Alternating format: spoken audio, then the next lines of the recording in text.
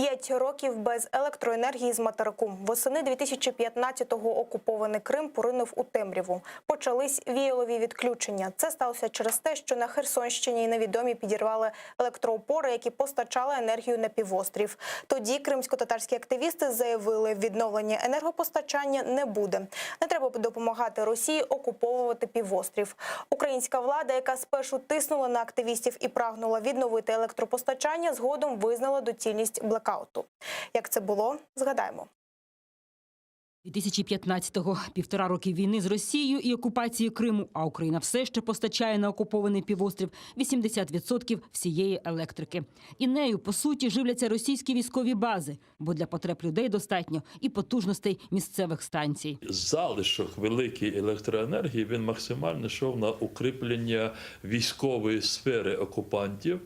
Це ж десятки гарнізонів, це десятки зенітно-ракетних сучасних комплексів. Це Севастополь зі всією тією сферою, інфраструктурою військовою. Починається громадянська блокада. Падає перша опора ЛЕП, Мелітополь, Джанкой. Згодом виводять з ладу решту електроліній. Один із організаторів блокади Лінур Іслямов з часом розповість. Відрізати анексований півострів вирішили на початку вересня 2015-го. І за місяць реалізували обіцянку. До адмінмежі почали з'їжджатися активісти з усієї країни. Люди звонили, говорили, держитесь. Люди звонили, говорили, давайте, куда вам перечислить деньги. Надо вот отдать должное тем людям, которые приезжали и работали совершенно как волонтеры, поварами, помогали, мыли, убирали, накрывали. Это же огромный труд. Врачи. Приезжали врачи, которые оставались с нами. Это была энергия. Люди горели всі. Керівництво України спочатку не підтримало блокадників. Їх штурмувала навіть Нацгвардія, а ще батальйон «Херсон» на чолі з нинішнім нардепом ПЗЖ Іллею Ківою. На активістів пішли зі зброєю.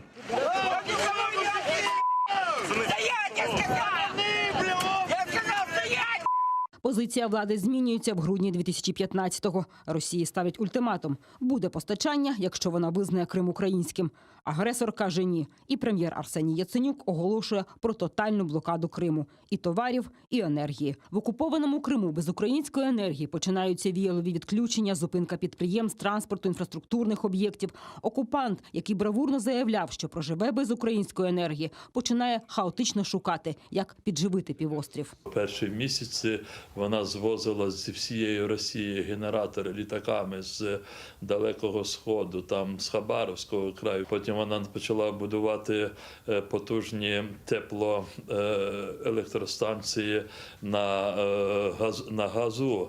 І вона без дозволу таких міжнародних корпорацій, як Siemens, почала використовувати їхнє обладнання. Виникли скандали. Тобто ми максимально ускладнили життя країні-окупанту. Аби вирішити ситуацію, окупанти беруться зводити енергоміст, на який витрачають шалені кошти. В 2017-му до 45 мільярдів рублів, наступного року удвічі більше. Сам переход, кабельний переход з Таманського полуострова до Керчи стоило 12 миллиардов рублей. Они 3 нитки этих пустили. Допустим, перестройка и модернизация энергосистемы юга России, там, где там в Краснодарском крае, еще 22 миллиарда рублей. Развитие сети в Крыму в самом 56 миллиардов рублей. Выяснилось, что, конечно, этих денег мало. Енергоміст проблеми не вирішив. Блекаути трапляються і донині. Військові бази на півострові зростають і тягнуть енергію. А в аномальну спеку потужності енергомосту не витримують навантаження. Окупанти починають тиснути на нелюдяність української влади, яка буцімто не жаліє кримчан. Було багато спекуляцій относительно того, що дескать, прекращать поставку электроэнергии, воды, продуктов питания. Это негуманно, ибо там наши граждане.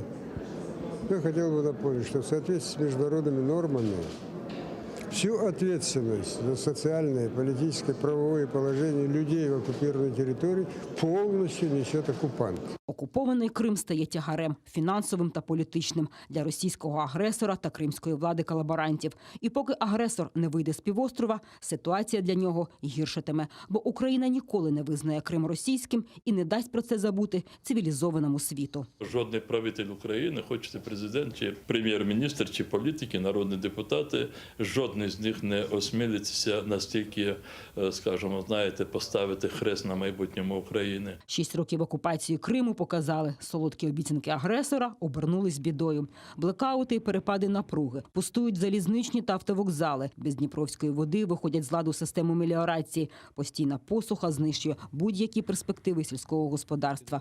Ще максимум 10 років окупації, і Крим повернеться до того ж жалюгідного стану, яким його передали Україні у березні 1954 року.